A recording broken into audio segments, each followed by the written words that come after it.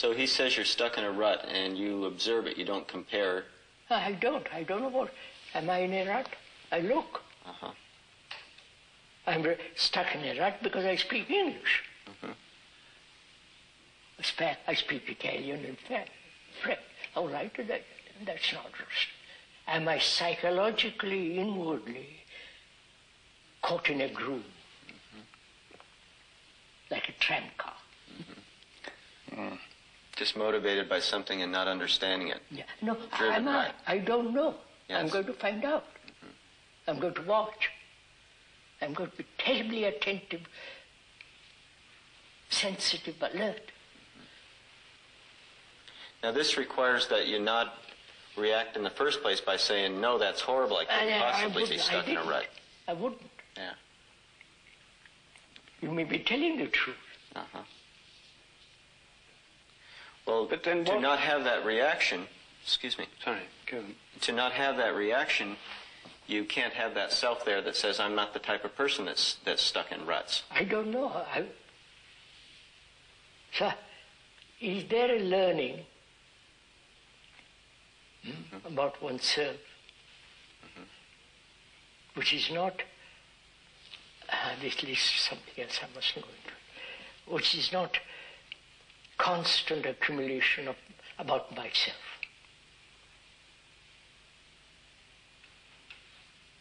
I don't know if I'm making myself clear. Yes. You're saying that... I observe myself. And I've learned from that observation something. Mm-hmm. And that something is being accumulated to all the time by watching. I think that's not learning about yourself. Yeah. It's being concerned with what you think about yourself. Yeah. What you think about yourself, what you have gathered about yourself. Yeah. It's like a river that's flowing. You have to follow it. Uh-huh. I mean, that leads somewhere else. Let's get back to it. Well, no, maybe this is part of the question we're asking, because we start with, how does this disorder occur? And yes, you let's say, stick to that. It occurs because I have the image of myself as someone who knows he's not stuck in a rut. I don't like to think that I'm stuck in a rut. And somebody says, yes, you are. But you may be. Yes. I have to be open to looking to see. Yeah, to observe. Uh-huh. But then what about this approach? Somebody says I'm stuck in a rut. I look at myself and think, yes, I am stuck in a rut. And then I can respond by saying, well, what's wrong with that? Everyone's stuck in a rut. That means you're just blind. No, you accept the fact, but then you think, well, why should I do anything about it? Well, what's wrong with that as an approach? Like a man stuck as a Hindu. He's stuck. He's then contributing to war. Well, I may say, well, I'm stuck in a rut, but says everybody. It's the nature of humanity to be stuck in ruts. You see, that's it. You go off, that's the nature of humanity. Yes. But I question that. I would say everyone else is stuck in ruts. If you say that's the nature of humanity, let's change it for God's sake. But you may believe it's unchangeable. You see, what reason have I for believing that we can change it? I may think that I'm stuck in a rut, so are you, and so is everybody else.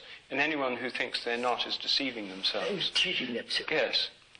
I may cheat, so I begin to inquire, am I cheating myself? I want to be very honest about it. I don't want to cheat. I don't want to be a hypocrite. But you may not be a hypocrite. You may think I am stuck in a rut. And you may be a pessimist. You see, the alternative to being a hypocrite is a pessimist, or one alternative. No, I'm neither a pessimist or an optimist. I say, look, am I stuck in a rut? I watch all day. And you perhaps conclude yes. But then you can take the pessimistic course and say, yes, I am, but say what? Oh, yes, if you prefer that way of living, go ahead. But I don't want to live that way. Well, the person who comes into therapy usually comes with both sides going on at the same time. He says that I have this problem which I want to be free of. I don't want to be stuck in a rut. On the other hand, when it gets down to really looking at that, he doesn't want to look at it either because it becomes uncomfortable. Of course. Yeah. So, to come back to our original question, the world is in disorder. Yes. Human beings are disorder. And we describe what is disorder. And is there a possibility to live free from disorder? That's a real basic question. We said as long as there is this divisive process of life, I'm a Hindu, you are an Arab, I'm a Buddhist, you are a Muslim, I'm British, you are Argentine, and so on, there must be conflict, war. My son is going to be killed. For what? Or as long as I identify on a personal level with my job or with my family or so on, there will be pain. Of course.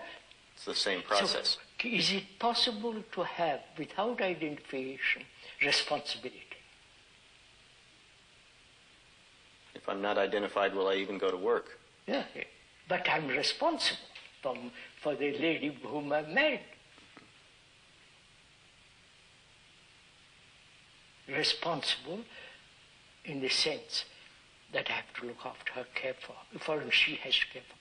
It's a responsibility means order.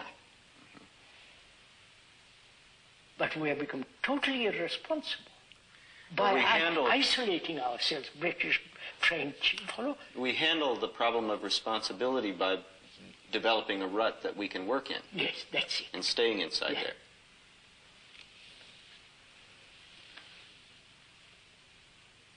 If I recognize, see the fact that responsibility is order, I'm responsible to keep this house clean. And as we all live in this earth, it's our earth, not the British earth and French earth and German earth. It's our earth to live on. And we have divided ourselves. Because in this division, we think there's security. There's stability and security. Security, which is no security at all.